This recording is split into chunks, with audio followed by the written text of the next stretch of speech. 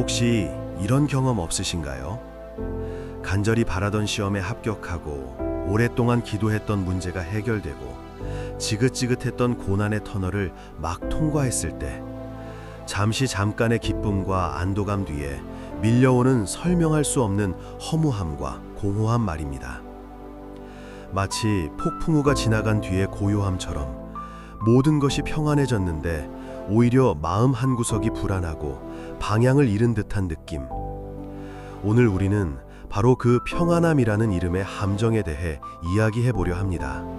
혹독한 추위를 견뎌낸 나무가 더 단단하고 아름다운 나이테를 갖게 되듯이 어려운 시대를 통과한 사람들은 그들만의 깊이와 강인함을 지니게 됩니다. 고난은 우리에게 인내를 가르치고 연단을 통해 우리를 더욱 강하게 만듭니다. 반면 아무런 고난 없이 온실 속 화초처럼 자란 사람은 작은 비바람에도 쉽게 흔들리고 꺾이기 마련입니다. 이것은 비단 육체적인 강인함만을 의미하는 것이 아닙니다. 우리의 영혼도 마찬가지입니다. 끊임없이 부딪히고 깨어지며 하나님을 찾았던 시간에는 우리의 믿음이 단단하게 여물어가지만 모든 것이 평안하고 아무런 문제가 없는 시기에는 우리도 모르는 사이에 믿음의 근육이 약해지고 영적인 약골이 되기 쉽습니다. 문제는 이 사실을 평화의 시대에 흠뻑 젖어 있는 우리는 잘 깨닫지 못한다는 것입니다.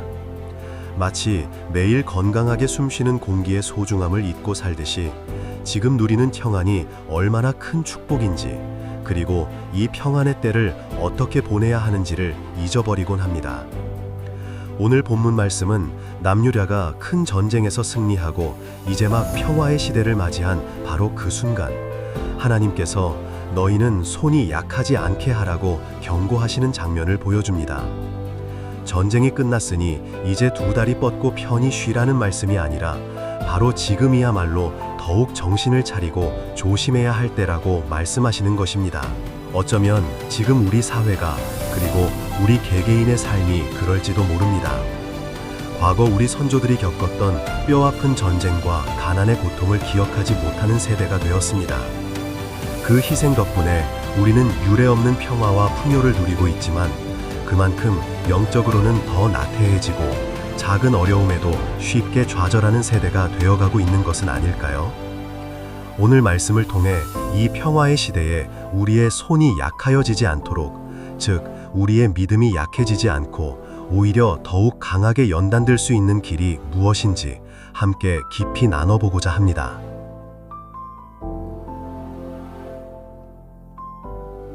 평화의 시대일수록 하나님의 말씀을 통해 늘 깨어 있어야 합니다. 오늘 본문 1절부터 7절을 보면 구스 군대와의 전쟁에서 대승을 거두고 금이 환영하는 아사 왕과 백성들 앞에 선지자 아사랴가 나타납니다. 축제 분위기 속에서 그는 이렇게 외칩니다. 너희가 여호와와 함께하면 여호와께서 너희와 함께 하실지라.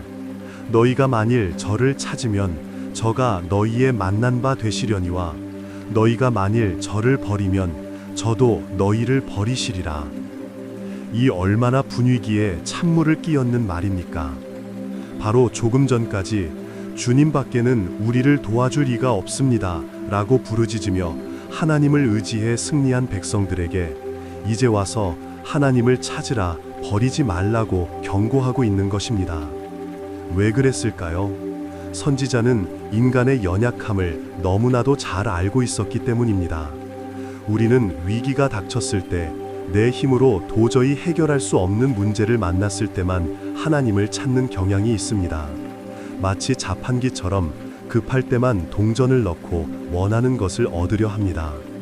여러분, 우리의 삶을 한번 돌아볼까요? 취업 준비로 밤잠을 설칠 때 우리는 얼마나 간절히 기도했나요? 사업이 어려워져 당장 다음 달 월세를 걱정해야 할 때 우리는 성경을 붙들고 얼마나 애타게 하나님을 찾았나요? 사랑하는 가족이 병상에 누웠을 때 우리의 기도는 얼마나 뜨거웠나요? 그런데 그 문제가 해결되고 나면 우리의 기도는 어떻게 변했습니까? 그 뜨거웠던 마음은 온데간데 없이 식어버리고 다시 세상의 즐거움과 분주함에 빠져 하나님을 잊고 살지는 않았나요? 위기를 넘기게 해주신 은혜에 감사하기보다는 이제 살만하다는 안도감에 젖어 영적인 긴장의 끈을 놓아버리지는 않았습니까? 선지자 아사랴는 바로 이 점을 경고한 것입니다. 급한 불 끄기식의 신앙은 우리를 성장시키지 못합니다. 오히려 쇠를 달궜다 식히기를 반복하면 약해져 깨지기 쉬운 것처럼 우리의 영혼을 더욱 병들게 할 뿐입니다. 환난 때에만 하나님을 찾다가 평안해지면 다시 멀어지는 삶의 반복은 결국 더 큰 고난을 불러오는 악순환의 고리가 될 뿐입니다. 그래서 선지자는 그런즉 너희는 강하게 하라, 손이 약하지 않게 하라고 외친 것입니다. 전쟁에서 이기고 평안이 시작되려는 바로 지금이야말로 더욱 정신을 차리고 하나님을 섬기는 손에 힘을 더해야 할 때라는 것입니다. 여러분, 평안할 때 괜찮다, 괜찮다라고 말하는 것은 누구나 할 수 있습니다. 하지만 진짜 우리 영혼에 도움이 되는 소리는 평안할 때 우리를 일깨우고 영적인 잠에서 깨어나라고 외치는 경고의 목소리입니다. 그리고 지혜로운 성도는 바로 그 소리에 귀를 기울일 줄 아는 사람입니다. 지금 아무런 문제가 없으신가요? 삶이 평탄하고 모든 것이 순조롭게 느껴지시나요? 그렇다면 바로 지금이 영적으로 가장 위험한 때일 수 있습니다. 이만하면 됐다고 안주하고 싶은 유혹이 찾아올 때 더욱 말씀 앞에 나아가 나의 영적 상태를 점검해야 합니다. 우리의 손이 약해지지 않도록 평화의 때에 우리를 깨우는 하나님의 음성에 더욱 귀 기울이는 저와 여러분이 되기를 소망합니다. 평화의 시대는 최고의 헌신을 드릴 수 있는 최고의 기회입니다. 선지자의 경고를 들은 아사 왕은 어떻게 반응했을까요? 8절 이하를 보면 그는 말씀을 듣자마자 즉시 행동에 나섭니다. 마음을 강하게 하여 온 땅의 우상을 제거하고 허물어졌던 여호와의 제단을 다시 쌓았습니다. 그리고 백성들을 모아 전쟁에서 얻은 전리품 소 700마리와 양 7,000마리로 하나님께 엄청난 규모의 감사 제사를 드립니다. 그리고 가장 중요한 것, 온 백성과 함께 마음을 다하고 성품을 다하여 하나님을 찾기로 언약, 즉 맹세하게 합니다. 자신의 모든 것을 다해 하나님을 섬기겠다는 헌신의 서약을 한 것입니다. 여러분, 한번 상상해 보세요. 너의 모든 것을 다 바쳐 하나님을 섬겨라. 그렇지 않으면 죽임을 당할 것이다. 라는 맹세는 사실 엄청나게 부담스러운 약속입니다. 보통 사람이라면 하나님을 믿는 건 좋지만 내 모든 걸 바치는 건 좀 하고 뒷걸음질 치기 쉽습니다. 그런데 놀라운 일이 벌어집니다. 15절을 보면 온 유다가 이 맹세를 기뻐한지라 라고 기록되어 있습니다.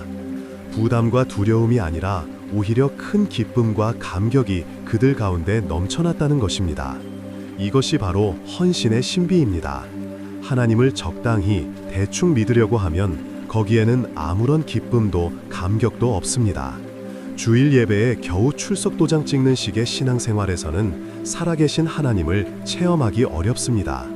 하지만 우리가 하나님, 이 평안을 주셨으니, 이 생명을 주셨으니 내 삶의 전부를 드려 하나님을 기쁘시게 하겠습니다 라고 진심으로 결단하고 헌신할 때 세상이 줄 수 없는 기쁨과 뜨거운 감격이 우리 영혼을 채우는 것을 경험하게 됩니다.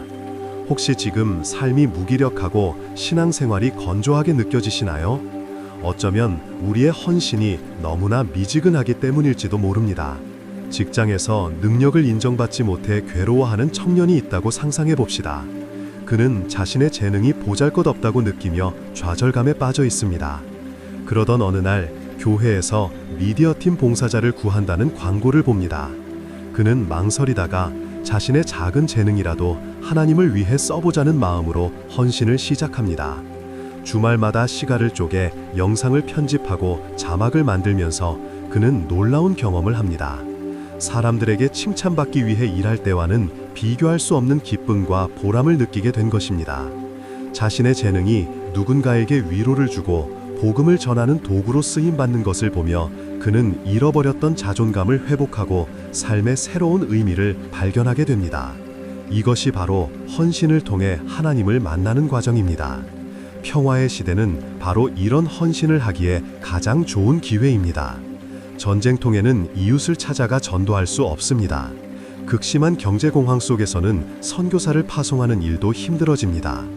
비록 지금 여러 가지로 어렵다고는 하지만 과거 우리 조상들이 겪었던 고난에 비하면 우리는 얼마나 많은 것을 누리고 있습니까? 그러므로 지금이야말로 우리가 가진 시간, 재능, 물질을 다해 하나님 나라를 위해 헌신해야 할 최적의 시기입니다. 평화의 시대는 편안하게 누리고 즐기라고 주어진 시간이 아닙니다. 하나님께서 우리에게 주신 최고의 기회입니다. 이 기회를 놓치지 않고 나의 가장 좋은 것을 드림으로써 하나님과 더욱 깊이 만나는 축복을 누리는 우리 모두가 되기를 바랍니다.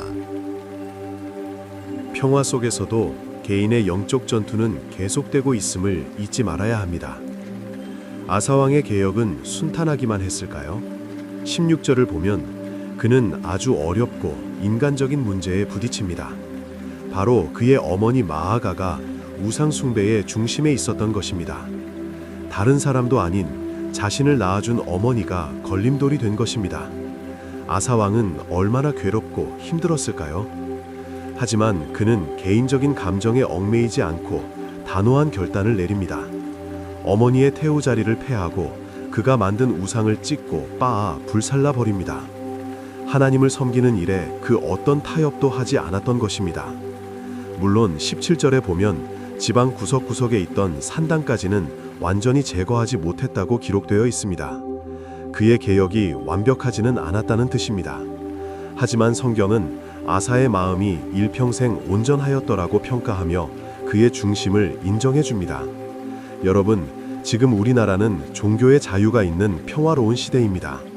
예수님을 믿는다고 해서 감옥에 가거나 목숨을 잃을 위협은 없습니다. 그러나 그렇다고 해서 우리의 신앙생활에 아무런 싸움이 없는 것일까요? 아닙니다.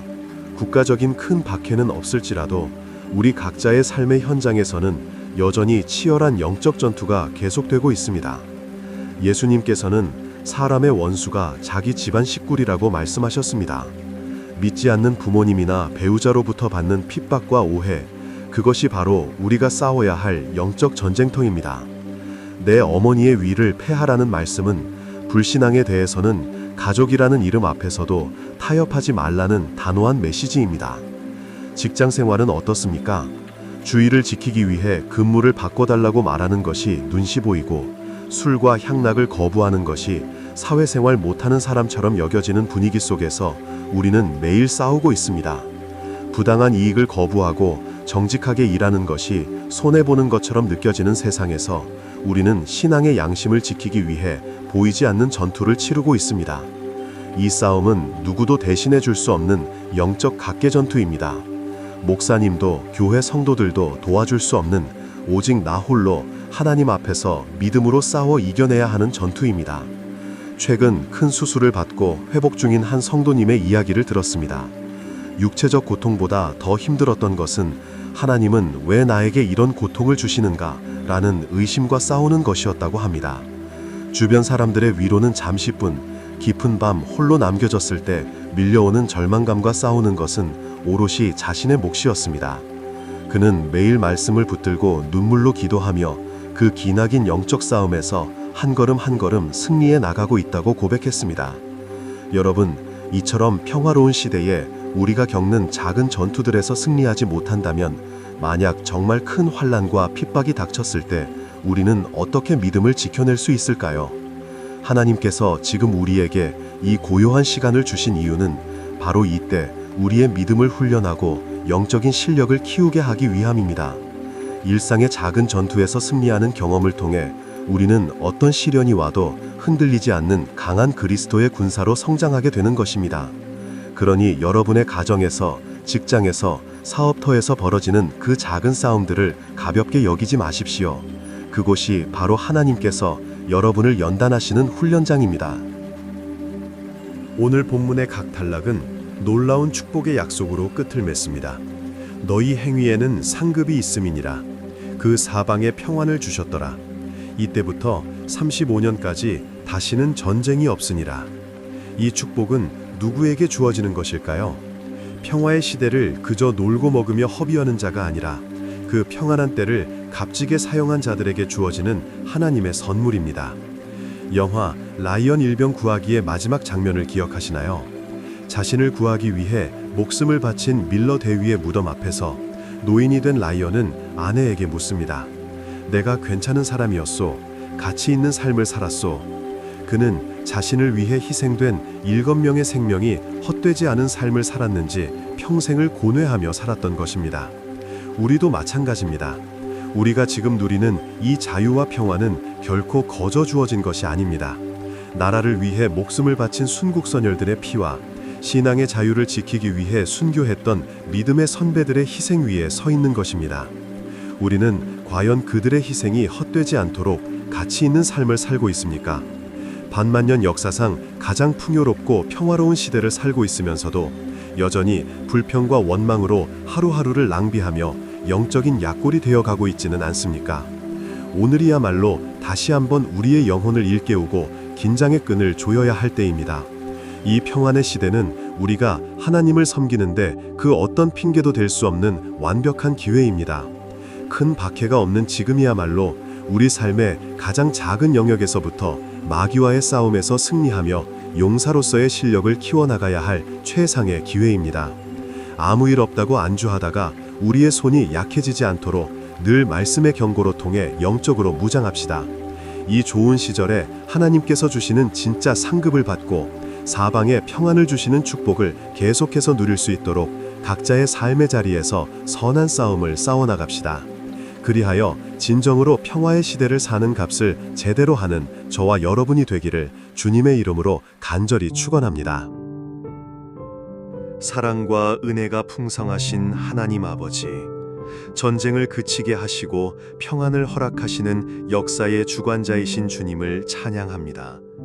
오늘 말씀을 통해 평안함이라는 이름의 함정에 빠져 영적인 잠을 자고 있던 저희의 모습을 돌아보게 하시니 감사합니다.